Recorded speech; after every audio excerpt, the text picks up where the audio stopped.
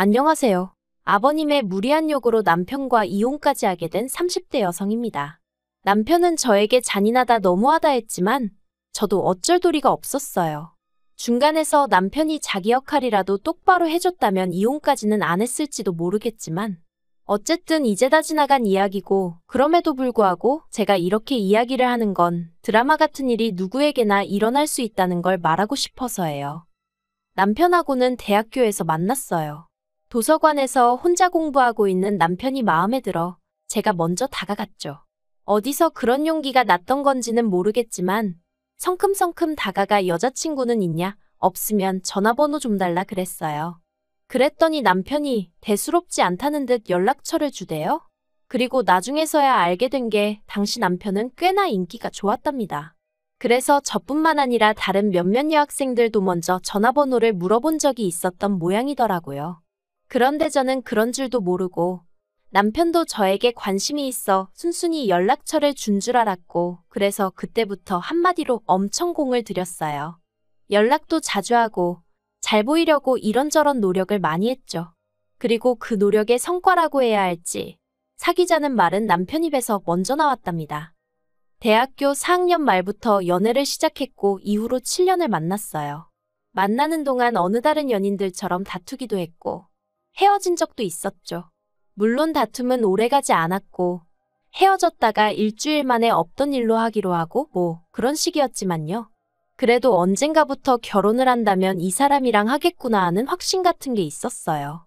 비록 남편의 환경이 마음에 걸리긴 했지만 7년의 세월 동안 서로에게 믿음을 줬고 사랑하고 있었기에 어떤 고난과 시련이 닥치더라도 결국 다 극복해낼 수 있을 거라 믿었으니까요. 남편에 대해서 좀 더 이야기해보자면 남편의 환경, 특히나 가족관계가 무척이나 복잡했어요. 이제 이혼했으니 저와는 남남인 사이고 그래서 제가 시시콜콜 이야기하는 게 옳은 일인 줄은 모르겠지만 어떻게 보면 남편과 제 갈등의 근원이기도 하니 조심스레 한번 이야기해보겠습니다. 일단 남편의 어머님께서 남편을 임신하셨을 당시 아버님이 바람을 피셨답니다. 그리고 아버님의 불륜상대도 임신을 했다대요. 그런데 아버님은 어머님과 남편이 아닌 상간녀와 그 사이에서 나올 자식을 택하셨고 그 길로 집을 나가셨답니다. 그리고 그 충격으로 어머님께선 남편을 낳고 얼마 지나지 않아 해선 안 되는 선택을 하셨는데 그래도 다행이었다고 해야 할지 남편의 처지를 딱하게 여긴 이모님 부부께서 남편을 걷어주셨대요. 남편을 입양하여 호적에 올리고 이후로 부모의 역할을 자처하신 거죠. 그리고 남편이 말하길 자기를 정말 사랑으로 정성스레 키워주셨다대요. 하지만 저희 친정에서는 남편의 이런 상황을 듣고는 결혼 상대는 아닌 것 같다고 하셨습니다. 저희 부모님은 소위 게임분들이시라고 믿어 의심치 않았었는데 막상 이게 제 일이라서 그런지 두 분 다 예상치 못한 반응을 보이셨죠. 특히 친정어머니께선 세상에 널리고 널린 게 남잔데 왜 그렇게 복잡한 사람을 만나느냐며 헤어졌으면 좋겠다 하셨습니다. 친정아버지의 반응도 별반 다르지 않았어요. 가족관계도 복잡한 데다가 이모님네가 먹고 사는 것도 빠듯하다면 결국 그쪽도 사람이니 저희 남편에게 바라는 게 생길 거고 그걸 하나둘 들어주다 보면 끝도 없어질 거라며 저더러 그런 걸 다 감당할 자신이 있냐 뭐 그런 식으로 말씀을 하셨거든요. 하지만 저는 그분들은 그럴 분들이 아니라며 저희 친정아버지의 반대를 반대했습니다. 친정어머니한테도 가족관계라는 건 남편이 선택한 것도 아니고 남편의 실수로 만들어진 것도 아닌데 그 책임을 왜 남편에게 묻냐 불공평하다며 따졌죠. 정말 눈에 뭐가 씌어도 단단히 씌었던 건지 이 세상에 친정부모님만큼 나를 생각해주고 걱정해줄 사람은 없다는 걸 깜빡 잊었었던 모양이에요. 결혼할 때 이모님네한테 따로 받은 지원은 없어요. 남편이 말하길 이만큼 키워주신 것도 감사한데 차마 장가간다 한 푼만 도와달라 소리는 못하겠다 했거든요. 그리고 저는 그런 남편의 입장을 이해해주기로 했습니다. 솔직히 경제적인 부분은 제가 어느 정도는 메워줄 수 있는 능력이 있었으니까요. 참고로 저희 친정아버지는 직원 수 60여 명의 사업체를 운영하고 계셨고 그 회사는 제가 물려받기로 되어 있었어요. 아무튼 그렇게 신혼살림은 제가 원래 살고 있던 아파트에서 시작을 했고 이후로는 한동안 크게 특별할 것 없는 무난하지만 행복한 하루하루를 그려나갔습니다. 그런데 결혼한 지 1년 만에 남편이 회사를 관두면서 상황은 제가 예상치 못한 방향으로 흘러가기 시작했네요. 남편은 제약회사 영업사원이었는데 사실 대학교를 졸업하던 당시만 하더라도 남편의 목표는 이쪽이 아니었어요. 하지만 아무리 노력해도 나오지 않는 어학 성적 때문에 애시당초 지원할 수 있는 회사가 많이 없었죠. 그리고 그나마 지원한 몇 개 안 되는 회사에서도 긍정적인 연락은 오지 않았고요. 그래서 어쩔 수 없이 대학 졸업 2년 만에 지금의 제약회사에 들어갔던 건데 적성에 안 맞는다며 그때부터 힘들어했던 게 사실이에요. 그리고 그럴 때마다 저는 남편에게 지금도 늦지 않았으니 다른 분야에 도전해봐라, 뭔가 배워봐라, 나름대로 이런저런 조언을 건넸는데 남편은 제 말을 그다지 귀담아 듣는 것 같지는 않더라고요. 그래서 저도 자기 나름대로 생각이 있으니 저러겠지 했는데 결혼하고 정말 1년 만에 저랑 상의도 없이 하루아침에 회사를 박차고 나온 거였죠. 황당해서 앞으로 어쩔 생각이냐 물었습니다. 이직을 할 생각이면 이직할 곳을 알아놓고 관둬야지. 아무 계획도 없이 그렇게 내키는 대로 행동하면 어쩌냐고. 당신은 이제 총각이 아니고 나와 같이 이 가정을 꾸려나가야 하는 가장이라고 화도 냈네요. 하지만 남편은 묵묵부답. 그렇게 저희는 결혼하고 처음 크게 다투고 서로 실망하고 그때부터 한마디도 나누지 않았어요. 서로를 마치 투명인간처럼 대했다고 할까요? 처음엔 솔직히 너무 불편하고 그냥 져줄까 싶기도 했는데 아무리 따져봐도 남편이 경솔했단 생각밖에 들지 않아 도저히 져줄 수는 없겠더라고요. 그리고 결국 일주일째 되던 날인가 평소처럼 출근하던 저를 남편이 붙잡더니 잠깐 얘기 좀 하자대요. 그렇게 식탁에 마주 앉고 남편이 잠깐 저를 바라보더니 솔직히 말하겠답니다. 자긴 원래 성격이 내성적이기도 하고 그래서 영업일을 하는 동안 정말 죽을 맛이었대요. 사장님 딸로 일평생 살아온 저는 모를 거라면서 사람들한테 이리 치이고 저리 치이고 거절당하면서 얼마나 상처를 받았는지 모른다나요. 그러면서 저더러 왜 자기를 이해해주지 않냐고 서운하다 하는데 남편의 주눅든 모습을 보고 있으니 왠지 미안하기도 하고 그래서 남편에게 물었습니다. 난 단지 앞으로 당신이 뭘 할 건지 그 계획이 궁금한 것뿐이라고요. 그랬더니 남편이 그래서 말인데라며 말문을 열더니 혹시 장인어른 회사에서 내가 일할 수는 없을까 하고 묻는 거예요. 솔직히 정말 그 말만은 안 했으면 했습니다. 남편하고 한 회사를 다닌다는 거 그것도 제가 상사고 남편이 부하 직원으로 정말 내키지 않는 그림이었거든요. 물론 그렇다고 남편이 제 상사가 되는 것도 당연히 싫었고요. 우리가 아무리 부부라지만 각자의 영역이 필요하다 생각했기에 남편이 그간 힘들어하는 걸 알면서도 친정아버지 회사 이야기는 하지 않았던 건 다 그런 이유가 있어서였는데 답답하고 속상하고 마음이 복잡하대요. 하지만 남편이 이후로도 몇 번이나 어찌나 간곡하게 부탁을 하던지 저는 도무지 남편을 더는 모른 척할 수가 없었고 그래서 조심스레 친정아버지께 혹시 남편이 와서 일할 자리가 있을지 여쭙습니다. 그리고 제 이야기를 듣곤 친정아버지 또한 꽤나 불편해하셨어요. 한 집안의 가장이란 사람이 혼자 어떻게든 방법을 찾으려고 해야지 와이프한테 징징거리는 게 말이나 되냐면서요. 그리고 저는 그런 친정아버지 앞에서 아무런 대꾸도 할 수 없었습니다. 솔직히 저도 같은 마음이었으니까요. 하지만 그래도 결국 친정아버지가 한 자리 마련해 주셨어요. 대신 다른 직원들하고 똑같이 바닥부터 올라오라고 다른 직원들하고 마찬가지로 일 못하고 성과 안 나오면 바로 해고하겠다는 말씀과 함께 말이죠. 그리고 그나마 다행히도 남편은 회사 내에서 크고 작은 구설수에 오르내리는 일 없이 묵묵히 맡은 바를 잘 해내주었습니다. 그래서 언젠가부턴 저도 언젠가 아버지께 완전히 회사를 물려받으면 남편과 함께 사업을 키워봐야겠다 하는 나름의 청사진도 그리게 되대요. 그런데 왜 좋은 일은 꼭 나쁜 일하고 같이 오는 건지 그렇게 저희가 결혼한 지 3년째 되던 해였습니다. 이모님 생신이었고 그래서 남편과 함께 이모님 댁을 찾았는데 이모님 표정이 왜인지 하루 종일 어둡기만 하더라고요. 그리고 그건 이모부님도 마찬가지셨습니다.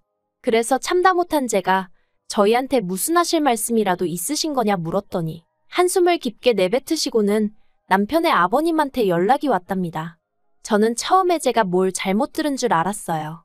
그래서 누구요? 하고 되물으니 맞게 들었다고 어머님과 남편을 버리고 상간녀와 그 자식을 따라 나가셨던 아버님한테 전화가 왔었다고요. 저도 저였지만 남편을 바라보니 얼굴이 허옇게 질려 있었습니다.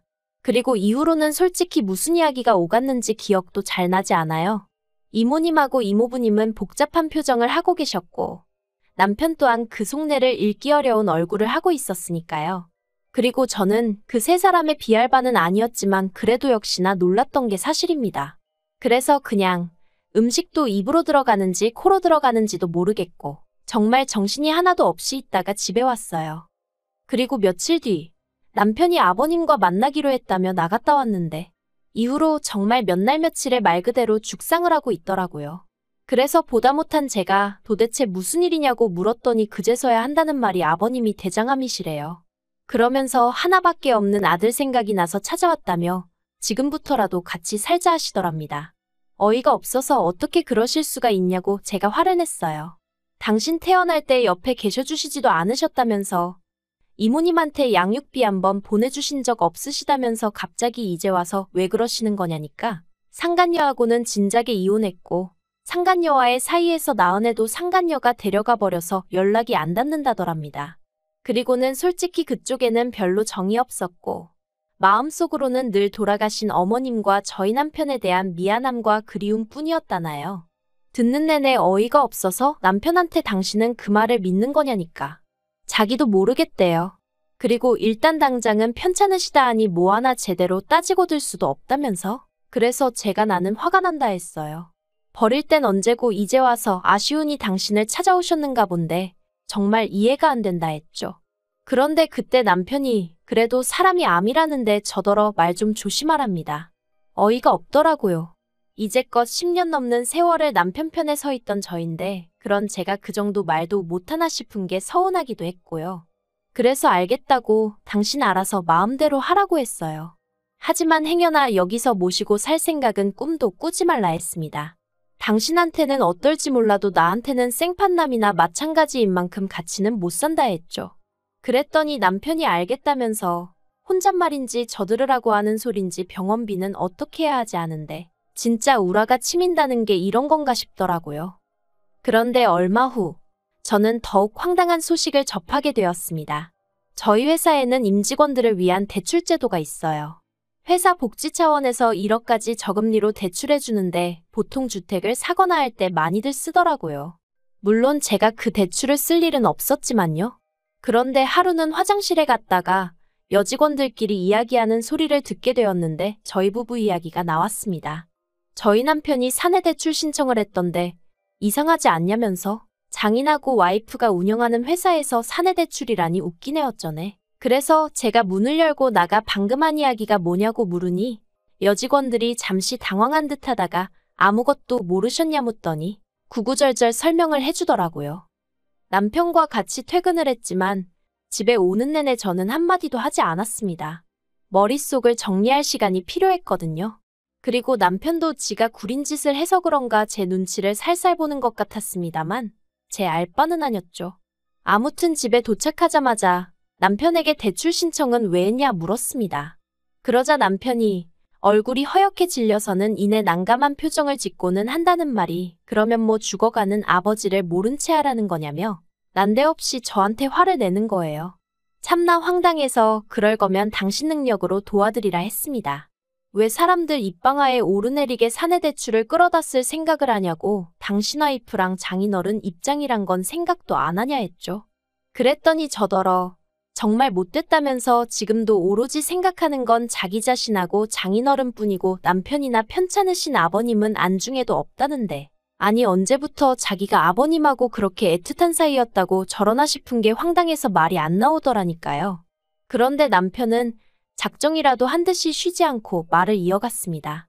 왜 이모님 이모부님한테는 부탁하지 않아도 척척 잘만 해드리면서 아버님한테는 그렇게 냉정하냐는 거예요. 저는 저 사람이 미쳤나 싶었어요.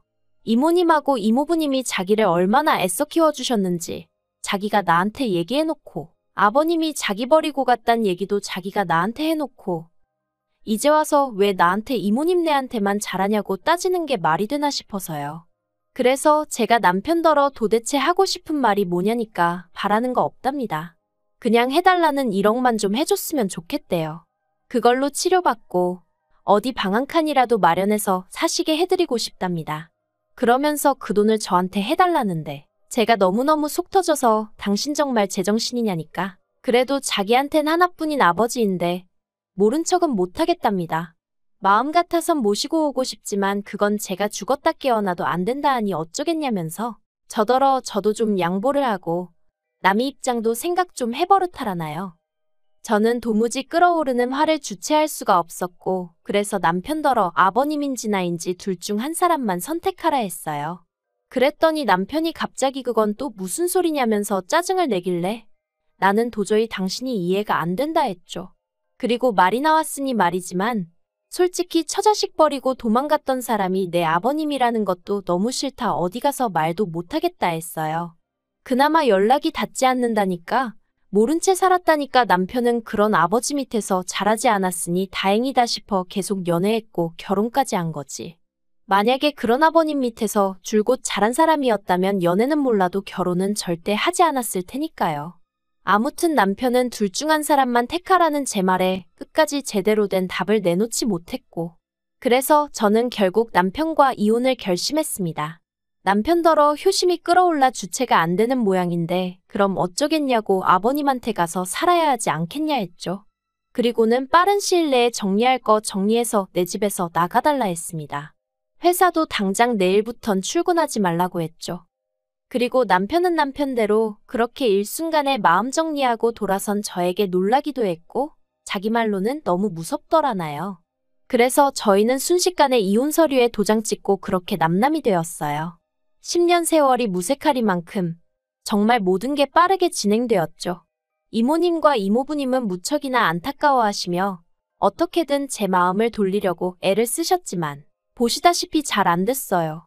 남편이 더 이상 이모님 내외의 말을 귀담아 듣지 않고 오로지 아버님 한 분만 바라봤으니까요. 그리고 그런 남편을 앞장 세우고 아버님은 나날이 더 기고만장해지셔서 이모님에게 소식을 전해 듣기론 내 자식한테 부모 행세하며 효도받지 않았냐고 그거 다 토해내라 그런 말씀까지 들으셨답니다.